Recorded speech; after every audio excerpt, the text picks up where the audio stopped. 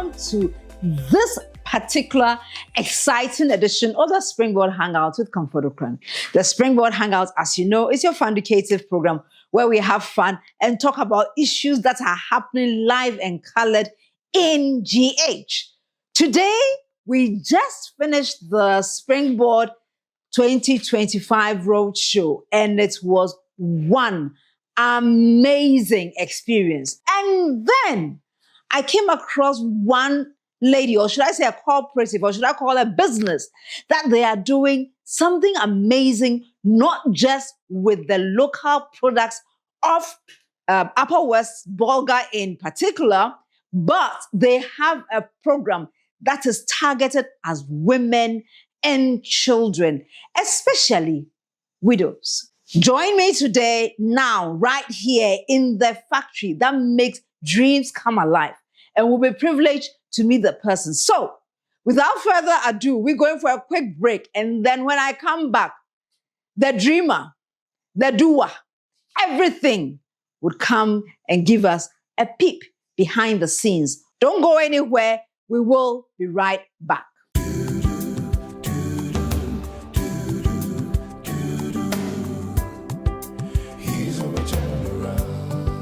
Get ready, Ghana! The Springboard Roadshow 2025 is here, connecting through 16 regions, inspiring 500,000 youth in one amazing experience. Join Comfort Ocran, Reverend Albert Ocran, and other amazing speakers for practical insights, mentorship, training, and real opportunities to shape your future. Entry is free. Dial *718*50# to register now, or call 0308-255-775. Follow us on all social media platforms at Springboard Channel for updates. Springboard Roadshow is brought to you by Mastercard Foundation, Springboard Roadshow Foundation, and partners.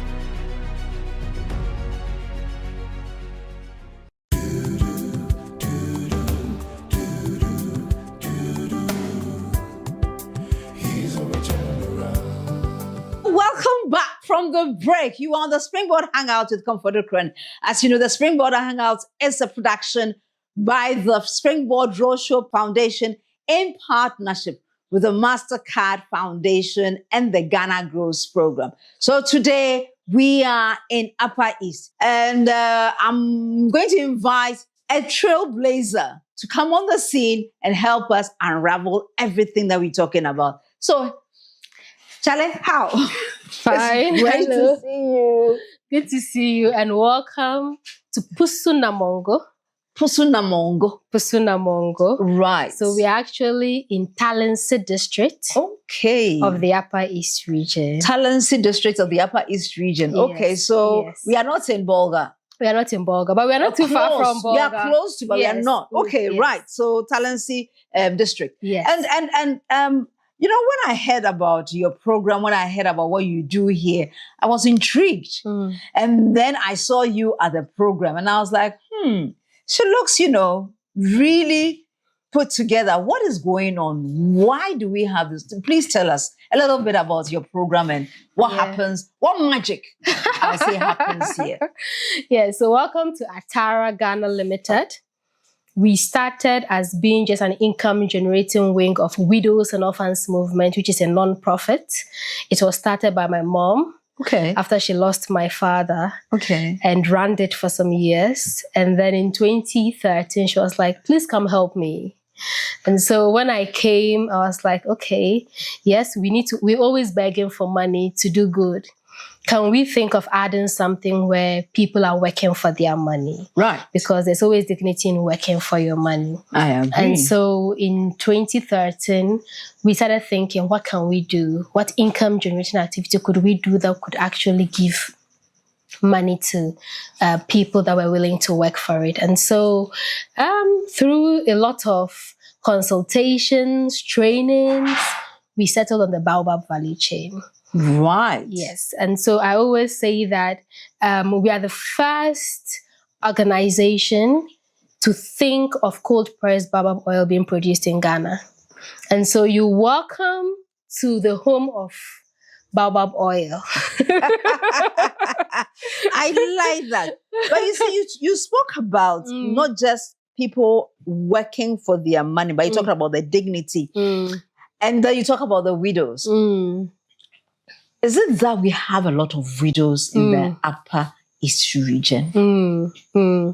We do. So if you look at our population census over the years, I think the recent one we had around 2021, Upper East has averagely over 57,000 widows in the region, just Upper East. Why? Yes, a number of reasons. We have polygamy. We have people dying from motorbikes. We have instances where widows are accused of being witches because they claim they are ill luck women. They've killed their husbands and they are killing society and all that. And so all these things makes people not see widows as wealth creators. Right. And so we wanted to change that narrative. And so the name Atarrah is a Grunu word that means wealth creators. We are wealth creators. So whenever you hear Atarrah, you need to think that the widows have become wealth creators. Beautiful. And that indeed changes the narrative of somebody who is in need, somebody who doesn't have anybody to support her, to someone who is now working and creating wealth for herself and her family. Yes. Thank you very much. And even for the country now. And exactly. And for the country. For the country. So you said you settled on the baobab value chain. What does the baobab value chain look like? Yes. Help us. So we have many indigenous trees. Yeah. Most people know about shea. Yes. But baobab is the other one. Right. And the tree population of baobab is highly concentrated in the Upper East region. Though you would have some in parts of Volta region, but we have the most trees. The leaves, we use them for soup. Yeah. It has high contents of iron. And we actually export these leaves. If you go to the Bolga market, every market there, you see them buying and exporting to all the way to northern Nigeria, Mali, and all that. Tell me something. And this country, unfortunately, we don't document it, but our research showed all these things. The baobab also is seen as a great protector of the people. Of the community. Yes, and that's why even in this region, we have some families that they don't allow people to cut it down. They protect it with all they have. You can't even harvest the fruits because it is believed that our ancestors inhabit this tree and they protect us and then they lead us. So we get glue from the back, which is used. I have a beautiful painting in my office made from the glue of the back of baobab. Wow. Into a baobab tree, of course. And so every part of the baobab is profitable. It's profitable. It's profitable. We've established that. And so now we'll see how we create the profit out of the baobab tree sustainably. Of course. Of course. Right. Of course. So kindly, I presume we are manufacturing it. Since when have we started this? Since 2014. Since 2014. January. Okay. Did you start exporting at the same time, or you first had to build your reserves before you were able to do this? So when we started, people in Ghana didn't know the product. Okay. I think now, many years down the line, I'll say people that find the demand and get the product, but we did the opposite. We had the product and we now started finding the market.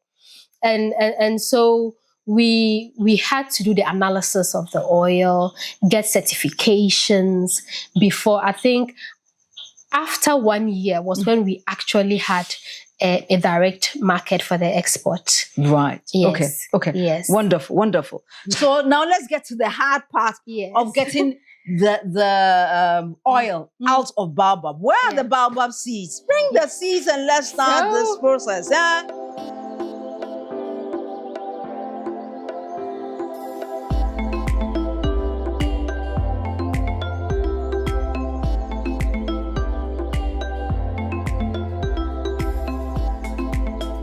So this is baobab. These are the baobab seeds. Okay. and you harvest them from the fruit. Okay. Because it's the rainy season, usually baobab fruits in the dry season. So unfortunately, we don't see the fruit. But this is the seed that comes from the fruit. Before you get this, you would have to put this through a machine. We are using machines, but people do it manually. They pound it and then they get powder before they wash to get the seed. Right.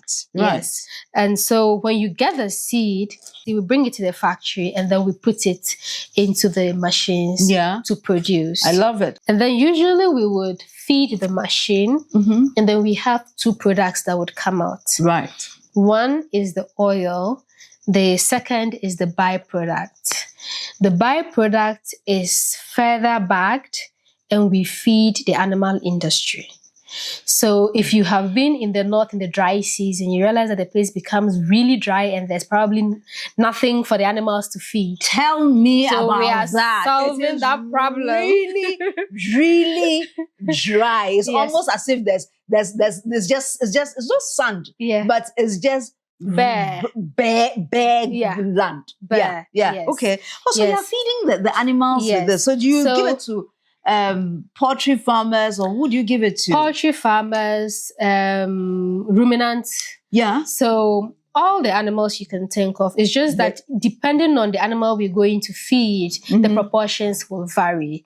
So for instance, if it's the poultry industry, we will further mill this into a powdery form than we have. And you would add maybe some millet or something, or what do you add to it? We don't add anything, but the farmers would now add it. Okay. So they would do the mix. Okay. So from the analysis we've done on the animal feed, it has high contents of protein, fats as well for the animals. It definitely will have a lot of fats because we just process some oil out of it. Yes. And so for people that are in the business of fattening animals and selling, this is really good for them because you buy with this, you fatten it within some few weeks, and then you get to sell for your income. And so we say that we produce sustainably. We don't have any waste product in this factory.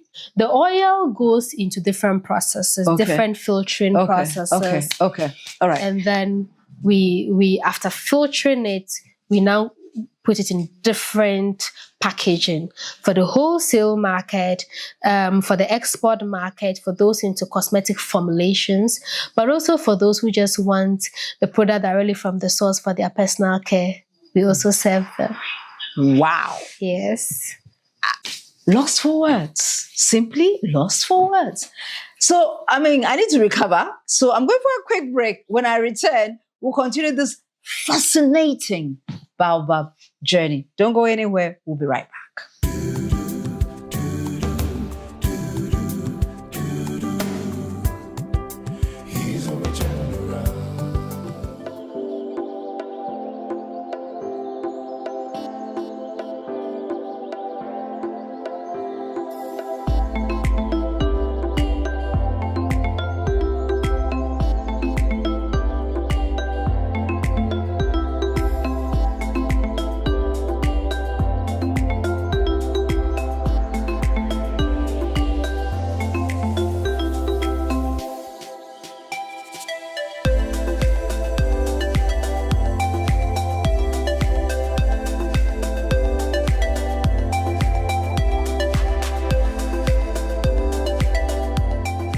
Welcome back to the Springboard Hangout with Comfort Ocran, where we are in the Upper East region, and today we are looking at the value chain, extended value chain for baobab, and we have been privileged to come to Fati.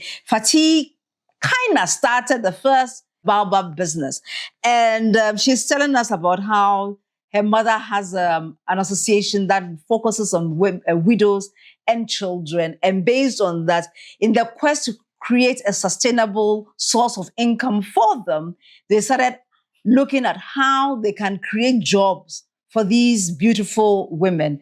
And based on that, they have an extended value chain where they now process baobab into oil. And that is what you get when you come and watch us on the Hangout, because we bring interesting ideas that you may not have ever thought of it. So anyway, You know, and you had just started walking us through the process. Yeah. And we had gone to the warehouse to bring the seeds. And I saw that your warehouse was full. Yes. Approximately how many tons can you host in your warehouse? So currently we are doing averagely 15 tons, but we are hoping that next year we'll expand the warehouse. Whoa. So hopefully next year when you come, we would have a bigger warehouse here, and then you would see more, probably 5 times or more. Yes. I love that. I love that. Yeah. So we have processed our oil. We are now going to filter it. And how does the filtration tell you? What types of filtration do you do here? So the first one is the natural decantation. You just put it down and allow it to settle. Okay. And then you filter that. But this is a filtering machine that we equally use. This is the last filtering stage. Okay. And then we would usually, so the oil goes through these cloths. Okay. And then the oil comes out through the pipes. Okay. And then we can have the finished product. And so by the time you finish filtering, this is how you would have the oil. Very clean, with no additives. And no sediments. Nothing. Am I allowed to? Yeah, you can open it. And also, you realize that the oil is not cloudy. Yeah. For people that don't really understand the processes, sometimes they would have the oil being cloudy. So if you have it being cloudy, it means that it wasn't filtered well, or some of the processes were not done. Was skipped. Yes, definitely skipped. So it has to be golden clear like that. Sweetheart, do you see how golden clear this is? Now I want to encourage you, please. There's only one oil, especially if it's baobab oil. Come to Atarrah. You know that whatever you buy is very pure. Additionally, it's going to sustain a very, very vibrant community here.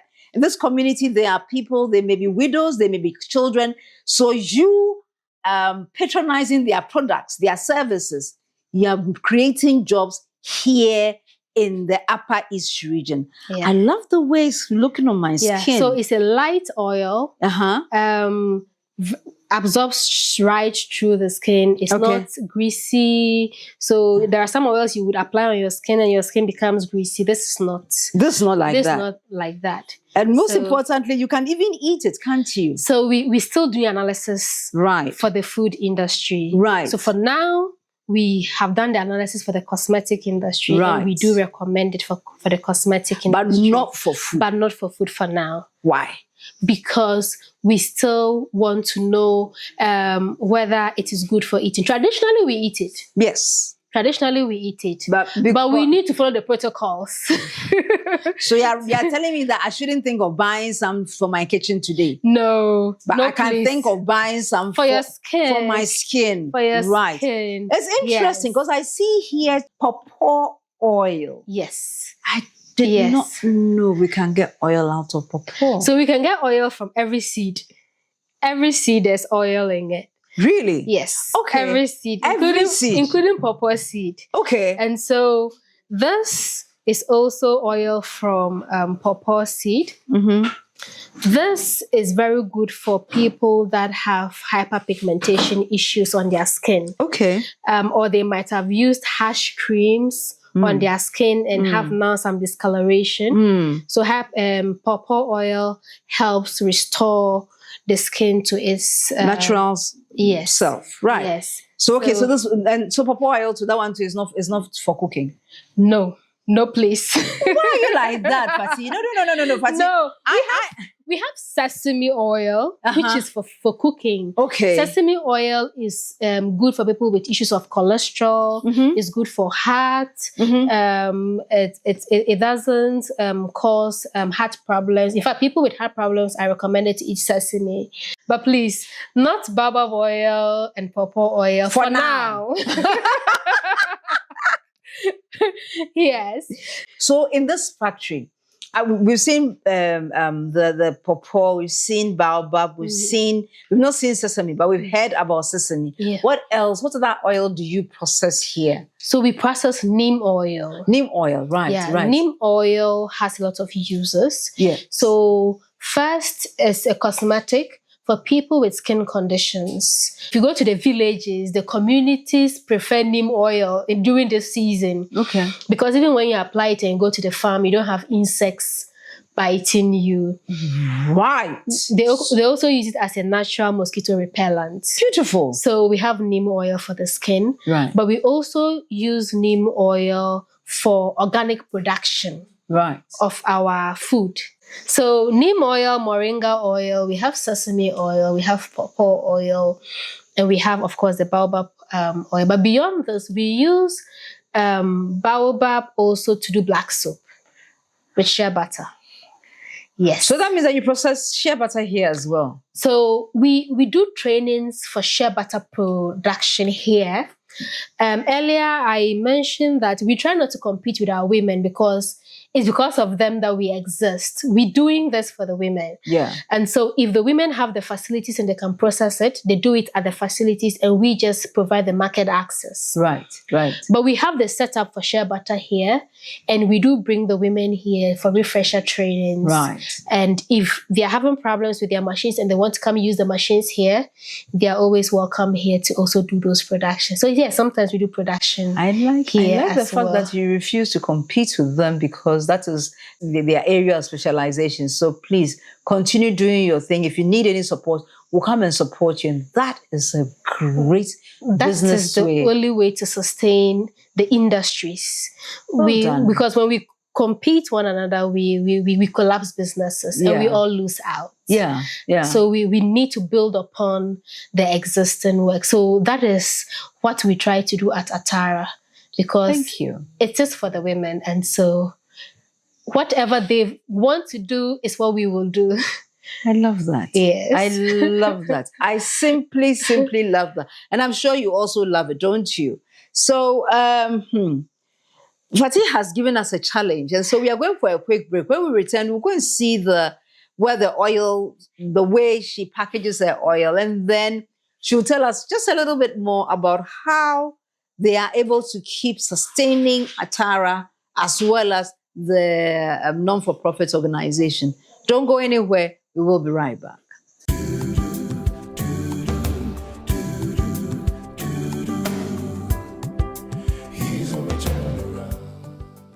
Get ready, Ghana! The Springboard Roadshow 2025 is here, connecting through 16 regions, inspiring 500,000 youth in one amazing experience.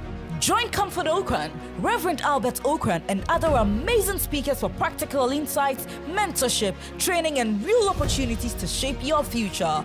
Entry is free. Dial *718*50# to register now or call 0308-255-775. Follow us on all social media platforms at Springboard Channel for updates. Springboard Roadshow is brought to you by Mastercard Foundation, Springboard Roadshow Foundation and partners.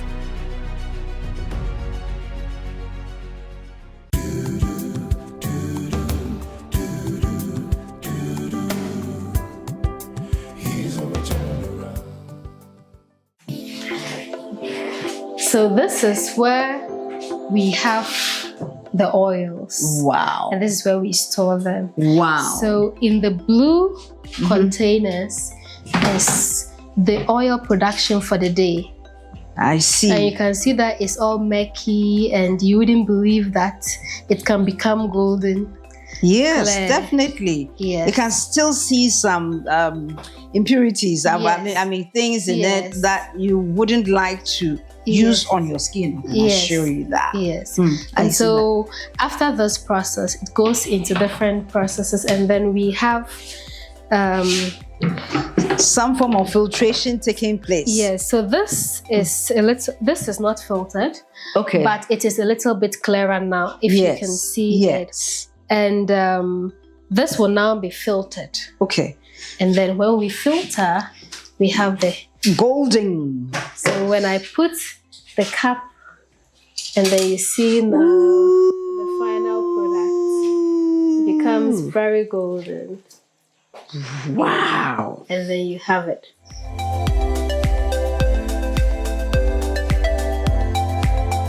What you are doing here is simply amazing. So, how do you hope to keep it in a sustainable manner? So in terms of production, as I mentioned earlier, we're trying to build a warehouse to expand our production. We're trying to build our brand because most people know baobab oil, but they see it in different brands. Yes, yes. So we are trying to build a brand because we want to tell the story of the women so that people are able to associate with it. But beyond that, we're also worried in terms of the tree species. Yeah. And so one of the things we're doing is that we are actually planting baobab. And people say that you will start harvesting after 30 years or more. But we are also willing to pilot things like grafting and all that. Hopefully in the next 5-10 years, when you come, you would visit the baobab farm.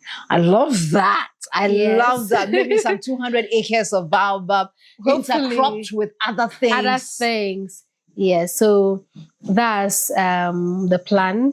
And we've piloted some already. We've proven the concept that it will grow. It doesn't take long to grow, and you can have the fruits, the leaves. Okay.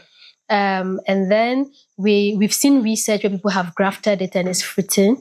So we're also trying all that to see how that goes. Do you have crop science in your background? So my first degree is in natural resources management, KUST. That's cheating. You have the cheat sheet, man. Oh, so wow. I'm bringing all the knowledge to bear. That's beautiful. That's beautiful. Yes, I'm bringing all the knowledge to bear. Yes, so hopefully we'll get there. Yes. So what do you have for people who are watching us today and they are thinking that, in Upper East, there's nothing happening there? What do you have to tell such people? I think there's a lot of space. We just need to think a little bit outside the box and look within our environment. And I'm sure definitely something would come up. And I think that as a country, if we really want to see growth, we need to make things easier for the industry, for everybody, so that we can see the full potential of the wonderful people we have in this country. Oh, Fati, thank you. Thank you so much for visiting our factory. Thank you for showing me hope. I think today is a beautiful story of women supporting women, both those who have the knowledge as well as those who have the resource. And together they are creating magic here in the Upper East region. Therefore, if you have watched this episode and you have been inspired, drop a message to me. Tell me what was most inspirational about today's edition. Therefore, until we come your way again next week with another inspirational story, be it from Upper East or maybe from Northwest or any part of the country that the Springboard Roadshow 2025 may be going next, know that you are loved. You are blessed. You are the most important person in the whole wide world. We love you. Bye. Zimbabwe, yeah. Here's where we turn